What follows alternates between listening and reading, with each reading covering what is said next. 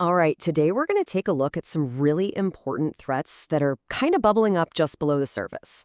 On their own, they seem totally unrelated, but when you put them together, well, they paint a much bigger picture. Let's get into it. So, what connects a parasitic plant, a wild canine, and a concrete giant? I know, it sounds like the start of some weird riddle, right? But the answer actually ties into some pretty serious challenges, stuff affecting our food security, our wildlife laws, and even our national infrastructure. Let's start connecting the dots. So, first up, we're heading to the farmlands of northwest India. There's an invisible enemy there, and it's seriously threatening a major crop. We're talking about a parasitic lead that's turning out to be one tough opponent. Now, this is not your average garden weed. This thing, Orobanchine aegyptiaca, doesn't have any chlorophyll. That means it can't make its own food through photosynthesis. So what does it do?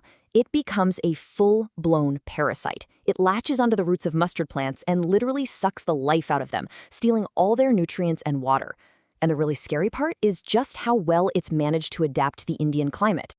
So why is this such a total nightmare for farmers in Rajasthan and Haryana? Well, for one, it's a stealth attacker. The whole invasion happens underground, so it's impossible to detect early on. By the time farmers actually see the damage above ground, it's way too late. Plus, this thing is incredibly tough.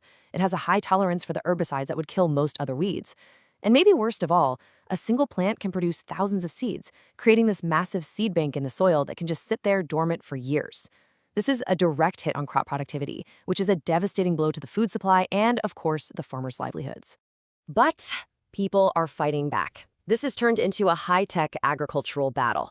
Scientists are basically in a race against time to develop special mustard hybrids that are resistant to the herbicides that can kill this parasite. Farmers are also getting smart, using strategies like crop rotation to try and break the weed's life cycle.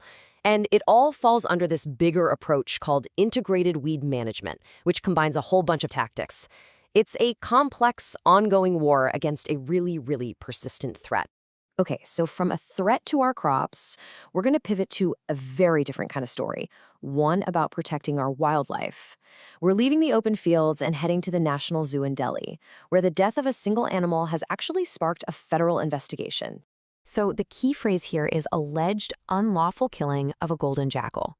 This isn't just about an animal that passed away. We're talking about a potential crime, one that's serious enough to trigger a probe from the top. But you might be wondering, why all this fuss over a single jackal? And this is where it gets really, really interesting. See, on a global scale, the golden jackal is listed as least concern. They're everywhere. But in India, it's a completely different story. Under the Wildlife Protection Act of 1972, the jackal is a Schedule I animal. That puts it in the exact same category as tigers and elephants, giving it the highest level of legal protection you can get. It's this strange legal paradox that explains why a single death at a zoo becomes this major national issue. It's a real test of the country's commitment to its own conservation law. From one animal to a massive piece of concrete holding back an entire river. Our third story takes us to the Barji Dam in Madhya Pradesh. And believe me, an alarming report has just surfaced. To really get the gravity of this, you have to understand what this dam means to the region. It was finished way back in 1999, one of the very first big projects on the Narmada.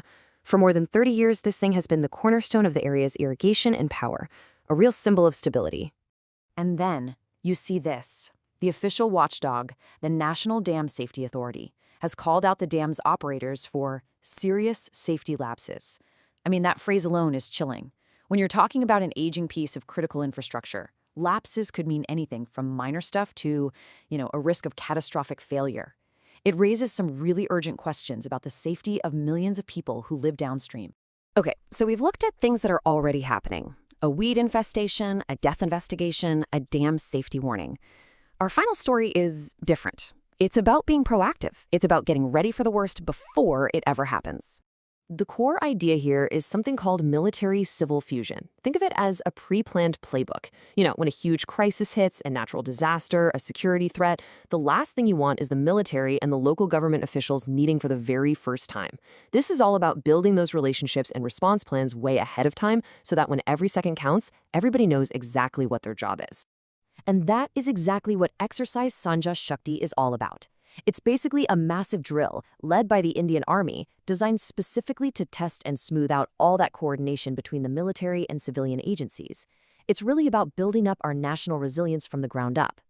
So, a parasitic weed, a protected jackal, a cracking dam, and a military drill. They sound completely random, right? But if you step back, you'll see they're all connected by one central theme. Each one of these stories, in its own way, shines a light on a different kind of threat that's operating just beneath the surface, out of our day-to-day focus.